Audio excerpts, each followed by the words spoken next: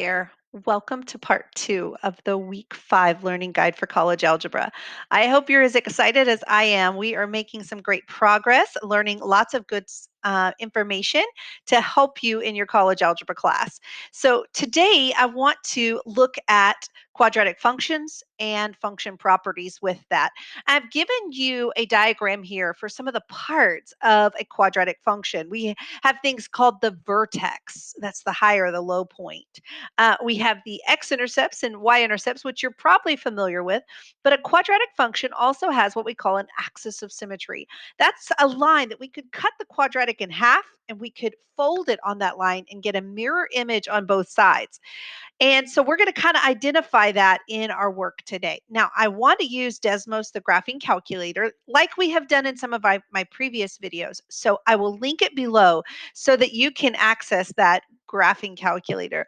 And in our first problem, oh, I forgot to mention also, if you need the learning guide, I'll be sure to link it below. That way you can download a copy and follow along as we're working. In our first problem today, we're going to graph this quadratic. We want to find the vertex and the axis of symmetry and then talk about its concavity. Now, for our Desmos, really simple. We're just going to type in that quadratic and take a look at what it looks like. Now, remember, Desmos is going to highlight some key points for you, puts a little gray circle on them. I love that because then I can easily go graph that point at 0, 1. Then it also highlights this point, negative 1, 3. And then it highlights this point, which is just a little decimal. It's a little bit bigger than 2. And we can get the general idea, the general shape here. Okay.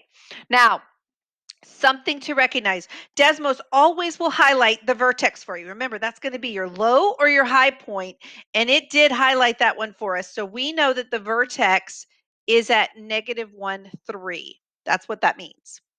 Now, the axis of symmetry is going to be that line that we can draw, and I'm going to use my little ruler here. It's my line I can draw down the middle of the parabola and get the same image on both sides. I want you to notice this runs through the vertex, okay? And so that line, the axis of symmetry, is a vertical line in this case, and that's at x equals negative 1. See the connection between the vertex and the axis of symmetry? I used the same point. I used the x value in that axis, in the vertex, to get my axis of symmetry. Now, this concave up, concave down, I want you to notice that this parabola turns down. It opens downward. And that means that this is concave down. Okay. Now, if the parabola had turned up and opened upwards, then of course we would have gone ahead and said that that was concave up. So let's move on and look at number 2. I think these are really good if we're using Desmos graphing calculator. I'm going to go ahead and type in number 2, asks me for f of x to be x squared. And then I'm going to do g of x equals x squared minus 4x plus 1. So notice the blue graph is the one I'm starting with, and the green graph is the one that I am looking at the transformations. So what happened? Well, it looks like my blue graph started at 0, 0 here. My green graph has moved to 2, negative 3. Notice that low point has been moved. So this graph has been shifted over to the right 2 and down 3. Very nice. And I want you to do that with Desmos. I want you to look at the graph and see what's going on there. Okay, now number 3 gives us 2 functions, and I'm going to go ahead and graph those because part A asks me to graph these 2. H of x equals x squared plus 2, and P of x equals 4x minus 1. Okay, I'm going to zoom out just a little bit so I can see that. It looks like a parabola and a line. So I'm going to get some key points from Desmos. Looks like that point is 0, 2. That vertex is 0, 2. And then I've got some key points at 1, 3. And I've got another key point at, looks like 3, 11.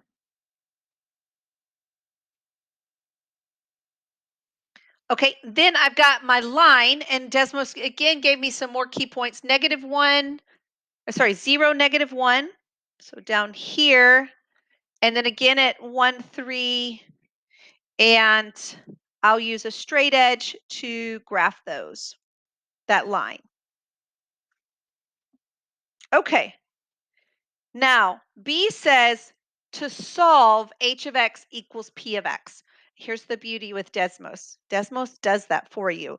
You are looking for where these two curves intersect. So you see how it intersects here.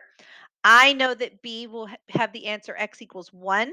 Notice I only use the x coordinate. I didn't use the y coordinate. And x equals 3.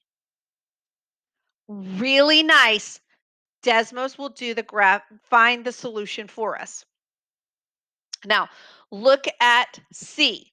Shade the region for which h of x is below, less than, p of x. Shade the region where the parabola, the U shape, is below the line.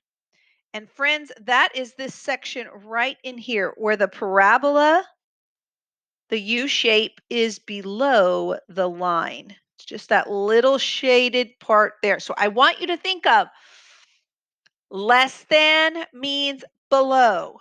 So when you're looking for h of x, the parabola, to be below the line, that's the region you're looking for. All right, one more. Number 4 asks us to consider the function m of x equals x squared. So let's take a look at that graph. And it says, what kind of symmetry does it have? So where can you fold this line, this curve? Where can you fold this graph and get mirror images on both sides? I hope you're seeing it. It's that line y axis there. Okay. We say this has y axis symmetry. And because it has y axis symmetry, it is an even function. Now, if it happens to have origin symmetry, then we would say that was an odd function. And this is just FYI, okay? Odd function. O with O is how I remember that. So I hope that helps with our work for part 2 of our learning guide. As always, don't forget to leave me a comment, or if you'd like to see a video of an like this, a similar topic, I'd be happy to do that. Don't forget to hit like and subscribe. That's the best way you can say thank you to me for these. And I will see you next time. Bye-bye.